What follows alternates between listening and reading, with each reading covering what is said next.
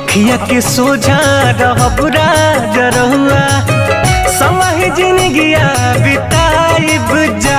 परदेसवा में होला परेशानी, अपना धनिया के बात तहनी महानी।